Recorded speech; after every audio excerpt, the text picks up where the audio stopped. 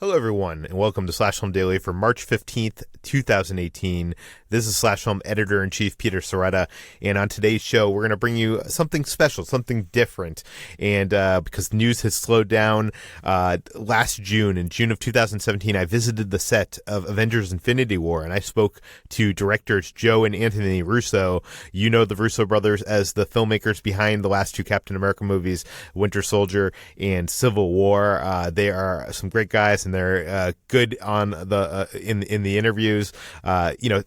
Interviews on the set of a movie, they are usually keeping things pretty close to the vest. So even though this interview is 35 minutes, I can tell you that it doesn't really get into spoilers. They are being very teasery with the information that they are doling out.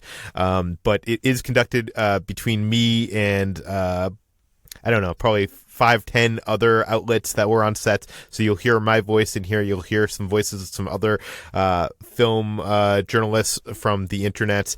The audio is not perfect. I never intended this to be broadcast. It was recorded with my iPhone in June of 2017, and that was before we even started this Slash Film Daily podcast.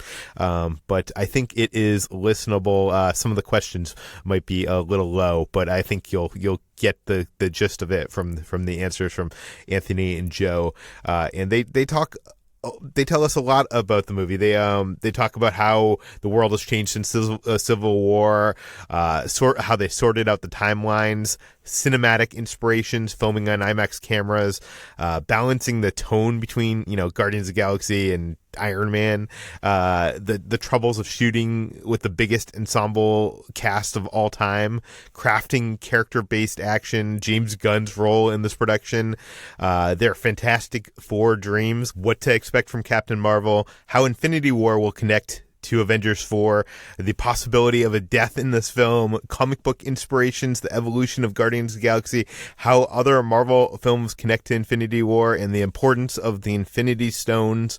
This whole interview can be read in text form on slashfilm.com. But as a special to you, the Slash Film Daily listeners, here's the audio from the interview right now. Hello. Hi, I'm Anthony Russo. This is Joe Russo.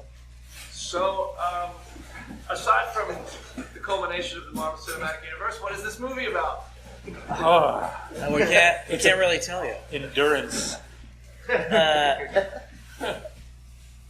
Look, it's a. I'm sorry, Pisani. Remind me, are these being held? Yeah, they are being held. I couldn't set up what today is. Okay. Until next year. Yeah, I just got to remember what I can say. For us, look, since we entered the MCU as storytellers, it's sort of, we sort of picked up the story with Winter Soldier. It's just we've been carrying a thread forward from that point, a narrative thread. And for us, this movie is very much about how do we move forward from Civil War in a big way, and how do we sort of, what happens to that division between the Avengers and how does that affect them? How do they deal? What does that mean when the greatest threat they'll ever face comes to them? In that kind of a condition, in that kind of divided condition. It's a personal journey, frankly. I think for us as filmmakers, from Winter Soldier, there were seeds set in that movie that I think that we then tried to expound upon in Civil War, that then led to Infinity War, and it's how we feel about the characters as comic book fans, the story that we want to see, reimagining these characters through a very personal point of view. So it's not only a culmination of the last 10 years of Marvel storytelling, but for us, it's a culmination of our journey as directors through the Marvel Universe. And I think having at our disposal all of those characters and allowing ourselves to refilter them through the way that, again, that we see the universe, the way that we feel about the characters, and the themes that we really want to bring to the forefront. That's what these two movies are about for us. What would you say about the state of the world? Are the COVID Accords still a thing? What's Cap been up to? He's been growing that beard. It's a direct corollary to the end of Civil War. you're coming into this film with the ramifications of that film at the forefront of this movie. How long later in timeline is this one? We always do everything based on when the last movie came out. So It's going to be roughly 2 years. it's hard to remember where we're at. I'm sorry. No, go ahead. So Winter Soldier was like more of an espionage thriller. Civil War was like a psychological thriller. What will we expect to see in terms of genre, tone, and affinity for? But there's a lot of characters in these movies that have tones that they're bringing from their own franchises. I think it's a very unique film. I don't think there are a lot of movies that have the kind of tone that this movie has because it's a combination of franchises. I don't think we've ever seen that before on this scale. And so I think it's got a really unique tone to it. And I think it's propulsive. I would say it's an adventure film, but it has elements of a we were inspired by 90s crime films when we were working on the script. So it's got an energy to it, a bit of a smash and grab energy. Almost like a heist genre. Yeah. What would be some of those titles specifically from the 90s? The movies that we looked at, 2 Days in the Valley, Out of Sight. We were looking for, we always look to movies for an inspiration for the energy that we're looking for, or a narrative construct that we want to be inspired by. And those two films in particular. And for us, it when you are dealing with all these different types of characters and all these different tones that have been established in the various films and storylines, it's like it's sort of becomes our organizing principle for tone, in terms of what the world is that we're creating, what rules are we playing by, and how does that filter? And every character, no matter where they're coming from, has to intersect with the sort of reality of that tone and that genre. I think sometimes people have misinterpreted in the past when we talk about movies, how we're using them. Really as inspiration for narrative engine. These movies are so complex. You need a unifying piece or a sense of cohesion, and that cohesion can come from a narrative construct that you can apply all the characters to.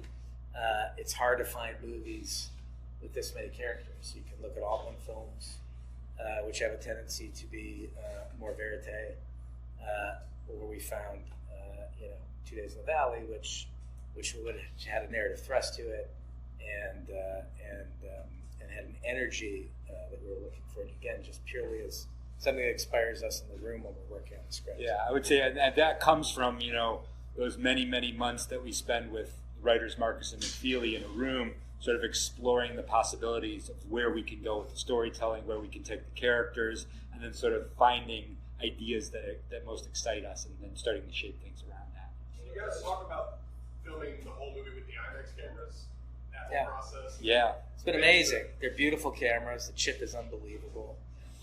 It's stunning. It's to be able to work with. We have a lot of characters who are tall, unnaturally tall.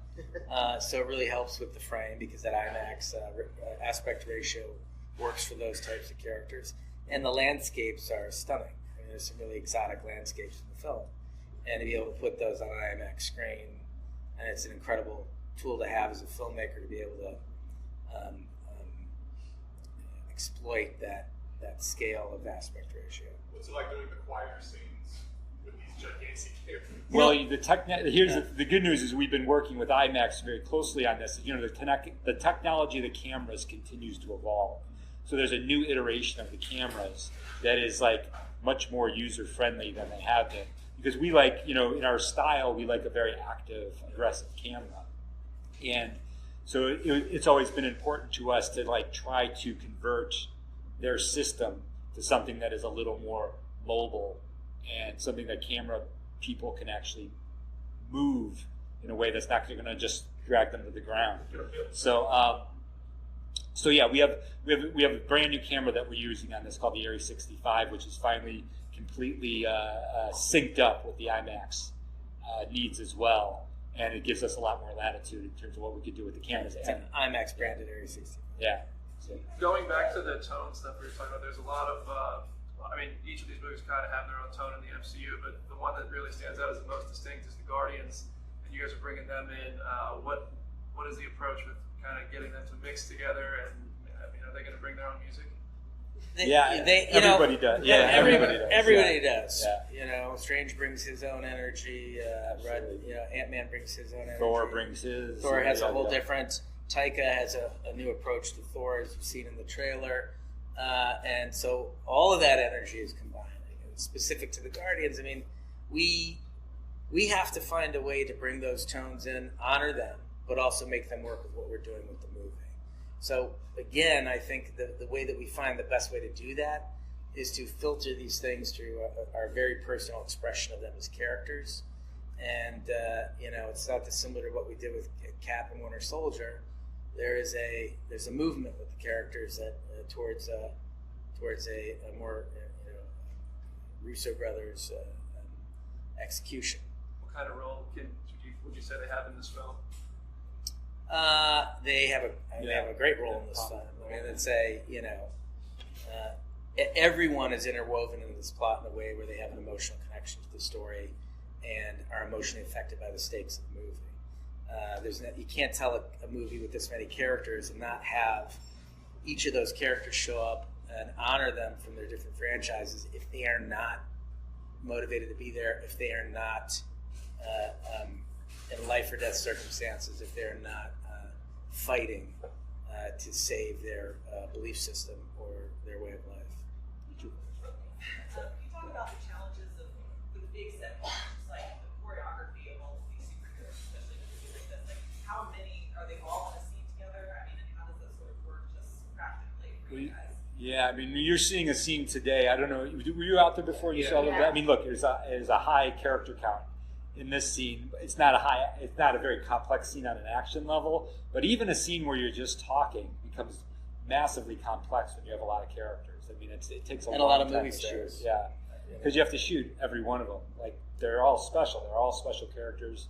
They're all important to the storytelling. Or somebody's favorite character. Yeah, exactly. So, but yes, the movie as a whole. I mean, basically, this movie is only achievable with this amazing team that we've been working with now over several movies. We've gotten an amazing shorthand with one another. We've just tuned into one another very specifically on a creative level. So we have a really strong team. We spend many months preparing. That's really the trick. Is like you have to. One thing I love about our process here at Marvel is like we have the opportunity with the technology here and the budgets that we work with. We get to make the movie several times before we make the movie, which is through previs, through extensive storyboarding, through editing it all together. There's a lot of experimentation, and that is very helpful, especially when you're dealing with such a complex number of characters and action, etc. So I would say basically like the way we work our way through is a lot of prep work. And we've had the good fortune to have worked with a lot of the same collaborators on the last three films. Our VFX supervisor Dan DeLue, our editor Jeff Ford, our DP Trent Oplock, our stunt coordinator Sam Hargrave. There is a core group of individuals that we've done a Vulcan mind meld with over the last three movies. That we are all, they know how we like to work. They understand the style that we like to employ. They think about the characters the same way that we think about the characters. We're all in unison in terms of the storytelling. And so having that support system has made it a lot easier with each successive movie. Certainly that airport sequence in Civil War was exceedingly difficult, but all of those people were there with us going through it. And in this movie, I think we have multiple sequences that are even more difficult. And thank God that we have this great unit of really talented people working with us. Because it does really feel like we are working at even another level now in these movies, which is very exciting. So it's great. Can you talk a little bit about the action? Because when we're with Winter Soldier, you were great inspired, and like seeing the evolution of you guys as action directors. Civil War was another notch up. What is the action in this film going to be? Because that was like more character based. Sure. Whatever. I mean, everything's always got to be character based. I think you really can't. We know we can't. If we're sitting in the edit room, watch a sequence for more than 20 seconds without a character having a point of view or moving the action forward. My brain just shuts down, or I start thinking about my laundry.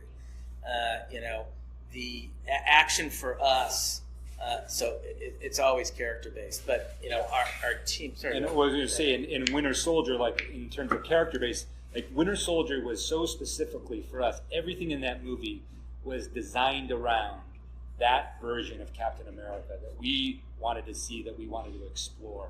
And it's like, and everything in that film, all the stylistic choices just flowed from that. And then Civil War was a bit of an evolution, because even though it was a Captain America movie, we were bringing so many other characters into it, characters that had powers that were different from the range of characters that we were using in Winter Soldier. And now it's even more so. So it's like, as the characters change, as their particular powers change, and the nature of who they are, the chemistry, the style of our action evolves with that, because it has to be specific to character. It's dictated by who's in the sequence. What is the sequence about? What do the characters want in the sequence? Are we trying to create a sense of urgency? Are we trying to slow it down? Is it about tension? Is it about aggression? So I think you'll see several different styles employed in the movie, because the chemistry is different in each sequence and the needs of each sequence are different.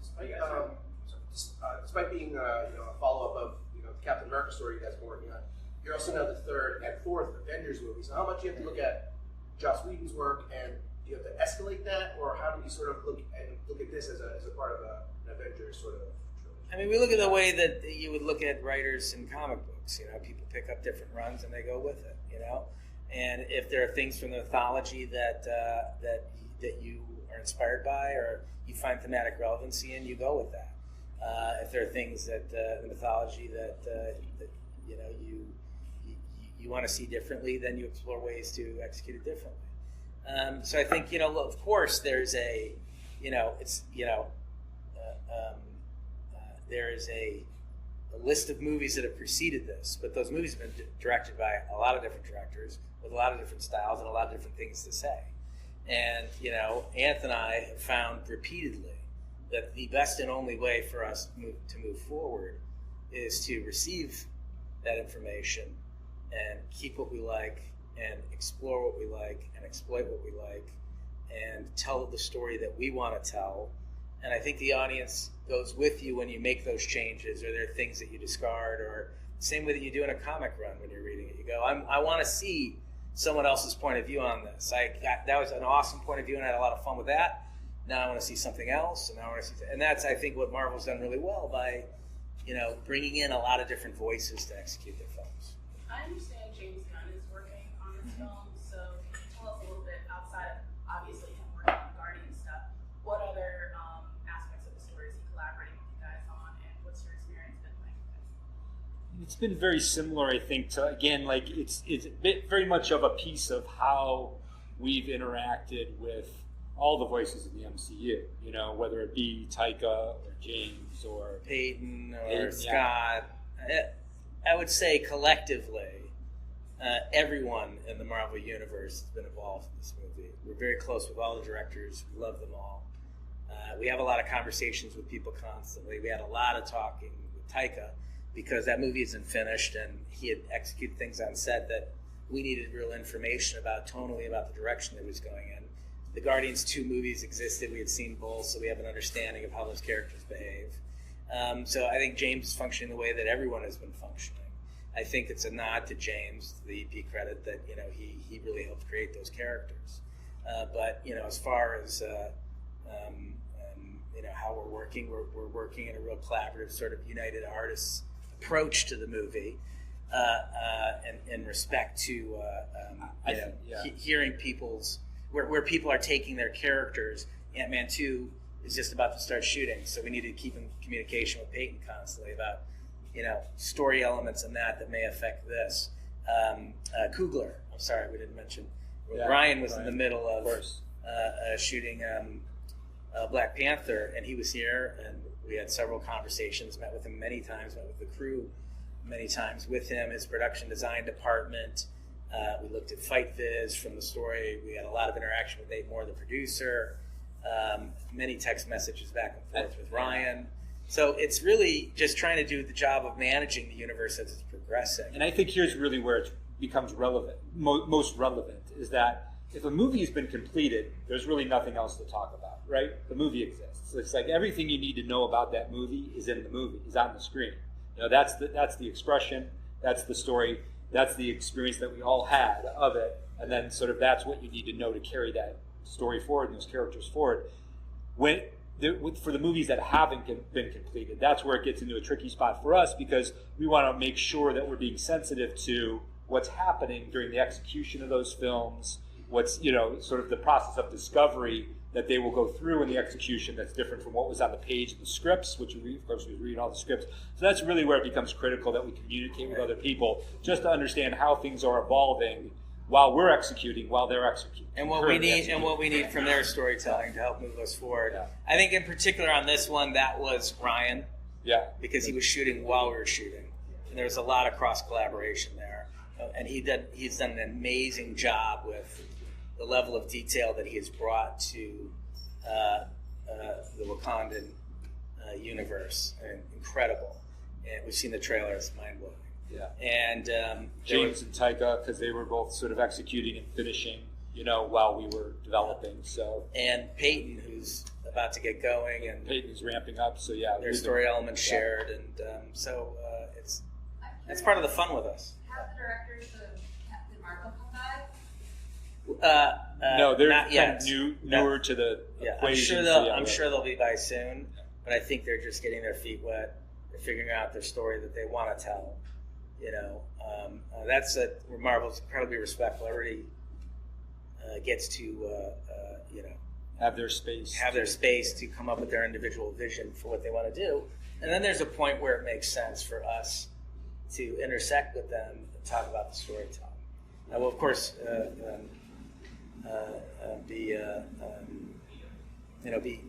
I'm assuming be meeting with them in the next month or so. I wanted to ask about Thanos, because we've only seen him a couple times. He's like sitting down, talking to people, or he's just putting on his glove. But you guys are really bringing him to the screen. He'll be like, assumingly, like doing things. So you can talk about the process of bringing that character to life and working with Josh. I mean, Josh is an amazing actor, obviously. One of the things about Thanos that we're most excited about is, look, one of the great things about these movies, visual effects technology, is always evolving. And, every couple of years you're able to make a leap forward in some respect and sort of bring something to the screen at an execution level that you haven't quite seen before. That's what's so excited about it, whether it be like something like Skinny Steve or, whatever the case may be. Well, as that technology evolves, we are able to bring more and more of what Josh Brolin can do as a performer into the fabric and the texture of what Thanos is in a way that we are extremely excited about. And I know that he is as an actor, our visual effects team is very excited about. So that's, I think, one thing, is just figuring out how, again, having such a cursory view of the character in the past, it's almost like now we get to do the flip side of that, where you're going to see every little vein in his face and every little twitch that Josh does, and every, it's a very, very intimate portrayal and performance. How's it working with? He's now prepping to shoot Deadpool 2. Are you finished with him, or is he coming back? How does that work? We're sharing a lot of actors with a lot of movies. Because our production is so long, and because we have so many characters, we don't need them all the time. You know what I mean? So if we locked everybody up for the time we were shooting, we'd shut down Hollywood. You know something that no one in the MCU has done before, that's shooting two movies essentially at the same time. Yeah. But there's been a lot of miscommunication about how they interact. First they were all War II, now they're different movies. Can you guys just talk about how you're approaching that now and why you're shooting them back to back? Is it just really for scheduling purposes? Yeah. I mean, our approach has always been, it's sort of like, we look at the process, and as do Marcus and McFeely, it's like, it's simply the same thing in the way that the Winter Soldier relates to Civil War, and the way that Civil War relates to Infinity War. These two movies will also relate to. There is a narrative thread that is connecting these films, but at the same time, there's sort of an independence in terms of what the experience is or where the story goes. It's not. So it isn't a true two-parter. I think maybe the two-parter concept came back when Marvel decided they were going to culminate the MCU, it was going to be a two-movie deal. But as we sort of developed the movie in execution, it ended up being just a sort of like more of a two singular expressions, and I think that's just what happened there. You were saying earlier that every character is someone's favorite character. Is there anyone in particular that you guys are excited for the audience to react to? Yeah, it's always tough because we're going to walk back on set. Yeah. And somebody's going to be really disappointed. We didn't Anthony say Mackie. that. No, but that's a specific arc of a specific character that you're like, or even a audience pairing. are gonna- I mean, I think between Ragnarok and this film, I think Thor has a really, really compelling arc. I think he's a pretty fascinating character, and I think he's going to jump to the forefront of people's minds as a pivotal Marvel character after Ragnarok and this. Well, we've heard for Ragnarok that he gets to, the way that Taika is doing it is that he gets to show up his sense of humor a lot more, which is obviously something that we're excited to see. But is that tone in for his character something that you're trying to incorporate here? We grew up executing projects that were in a similar vein as Taika's sensibility, Arrested Development, Community. So we jive very well with Taika and with the direction he's taking that character in. I think that we always want and desire as filmmakers pathos as well out of our characters, and we find that humor and pathos in combination create a more profound experience for you. And I think that Taika has done that has done that very well in Ragnarok, and we now get to take Thor on a really compelling journey. So You guys fought to make sure that Spider-Man was going to be in Civil War. Are there any characters that you guys had to really like? We want these guys. Everybody, That's so funny. every character, everybody. All the deals are hard. Everybody's expensive. It's very complicated to put together a movie of this scale. Sometimes it's easier to say maybe we should just not do it with these guys. I mean, they truly are. These movies are a producing wonder. I mean, it's there are very few producing entities and producers like Kevin Feige that can pull together something like this. Kevin and Lou have really. I mean, they've outdone themselves on this one. The Jenga puzzle of actor schedules that we're juggling is staggering and daunting. Has there ever been a conversation for Fantastic Four? Look, I'm sure. I'm sure when we sat around at dinners and after a few drinks, we've all laughed and said, "Hey, it'd be great to go after this person or that person." Yeah. But we know how the business is structured, and I'm sure Marvel would love to work with all those characters. It's whether who owns them would be willing. Yeah. You've been speaking extensively about the idea of putting together the different tones and these different stories and all these different genres. When we were talking with the screenwriters about the idea that the superhero genre is kind of traditionally shut up at the Academy, but Sure. But they were saying they believe there could be a tipping point where, with the end of Lord of the Rings, even though that wasn't, that was finally the movie where they caught up and were like, okay, we're gonna give fantasy its due. Sure. I'm curious what you guys' thoughts are on the Academy and their opinion of superheroes, and when you think that tipping point for superhero movies might be. I mean, here's the thing: it's a hard question because it's like we're filmmakers, So all we do is we think these stories are very important. We love them.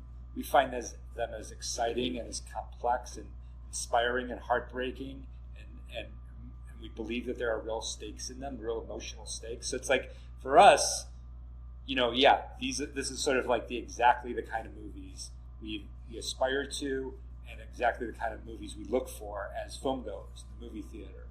And I think that you find that in the vast majority of the audiences. The Academy is sometimes plays a role of sort of protecting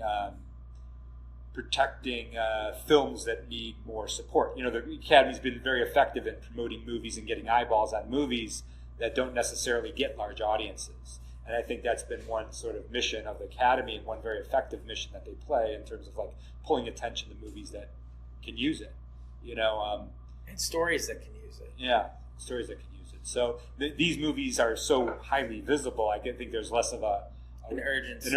Less of an inclination to say, hey, we need to pay attention. Everybody's already paying attention, So I don't know. It's an interesting question, but from our point of view, it's we take this as seriously as we take anything.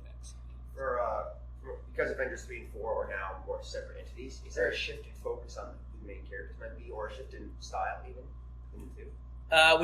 We always try to make each film different so that they don't get repetitive. I mean, this kind of serialized storytelling, again, outside of the Bond franchise or Harry Potter, which was a distinctive story that was told. Harry Potter was a distinctive story that was told over that set of movies. You have to keep evolving.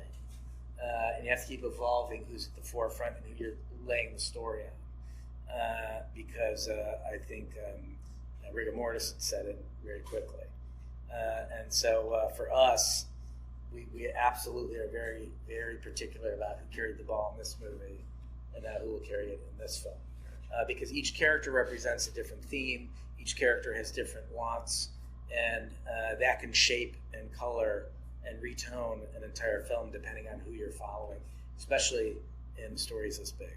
I know there's a ton of comic books with Thanos and the Infinity Gems, but were there any particular ones that were influential to you guys when making this? Certainly, the Starlin book was, our jumping off point. It's a brilliant comic, and the ideas behind it are so large. It's what pushed us to, go for the scale that we're going for in these movies. But we also draw from Anthony. I love postmodern comics, so we're also drawing from Infinity, newer stuff, and we're kind of combining it all into, again, what's our favorite stuff, and how do we see elements from each helping our story and the story that we want to tell. You talked a little bit about timeline and how this film is kind of very based on what happened at the end of Civil War. But this film takes place, by my count, like 5-6 years after Guardians 2. Because Guardians 2 is set right after Guardians 1. So how have the Guardians changed when we come to them here? Because they've now been a team for a long time. Groot must be bigger, right? They've got. I mean, there have been some changes. There are some changes to the team. Groot has grown, yeah. But I think changes are about chemistry and about camaraderie, and the fact that they're closer and they're tighter, and and they've been doing it for a while. So that's if there's any change, it's in that as they may or may not intersect with the Avengers in this movie. They have cemented their chemistry as a team. Yeah, their relationships have deepened, and and they would stand in contrast to the other teams potentially in the movie. You mentioned that you read, or you guys were reading a bunch of the script for the other Marvel movies. Is there one before Infinity War that has the biggest lead-in that we should be expecting? They all lead in their own way, I think. As far as plot elements that actually drive towards this story, again, I think Marvel does a great job of segmenting the movies so that you can have your own experience in each film. I think from a plot standpoint, if there's any corollary, Ant-Man 2 probably has some elements that stitch in. But we can't talk about what. Who would you say? Yes. Yeah. Who would you say has the best costume in this movie? I think I Joe don't know. does. Is it? Yeah. Is it? Where's Pisani? Can't remember. Have we blown it on Captain Marvel? Is that official? If it's not, it is official now. I think Captain Marvel's got a great outfit. She has a mailbox that we saw. Yeah, we saw her. We took the concept art at Marvel Studios. I mean, I just don't want. I don't need my phone blown up with 42 text messages. You guys introduced Black Panther before his movie this time, Captain Marvel before her movie. How do you guys? What is the different approach between those two characters? How do you guys go about that? Again, just how we feel about those characters and what we want their expression to be, and then then when the next writer, as I'm using this analogy between comic books / director picks it up, they pick it up where they want to pick it up, and they take it where they want to go with it. And I think you've seen everybody's. I haven't seen a lot of blowback from the way that people retone. I think people get excited. I mean, look at the fucking views for the Ragnarok trailer. I mean, Taika's point of view is really clear in that movie, and people went crazy. And I don't think you're looking at it going, well, geez, that's not a handoff from the Dark World tone or from the first Thor tone. I think you're responding to the fact that it's a reinvention of. Can you talk about the Infinity Stones? At one point, were just like these objects passed from one person to another, but now they're very personal. There's one in Vision. There's one Doctor Strange. Like, how is that going to come to play? In a very complicated way. It's look. I think that traditionally in movies there's a MacGuffin. Sometimes MacGuffin is a person. Sometimes it's a thing. I tend to find that it's a much more emotional when a person is involved. So, we have quite a few MacGuffins in this movie that have different relationships to different people. Doctor Strange is a bearer of an Infinity Stone. He has been charged with protecting that Infinity Stone. So there are a lot of characters that will come into direct conflict with Thanos. How much would you say the stones serve the structure of this movie? Stones serve the How structure. how Thanos getting all the stones, how much is that? It's very important to the structure of the film. It's one of the sort of bedrock of the film. It's a key driver. We'll just do one more giant. Sorry. Okay. One of the key criticisms of the MCU has been the fact that we love these characters, but they're becoming increasingly invincible because it's like nobody wants to be telling them off. Are any major characters going to die in this movie? You asked for it. You asked for it. John, I'm sorry, John. You were saying? We'll say this: we like mature storytelling, we like dramatic storytelling, we like intense storytelling. I think we appreciate conflict and we appreciate stakes. And without stakes, there really isn't a lot of value to the story.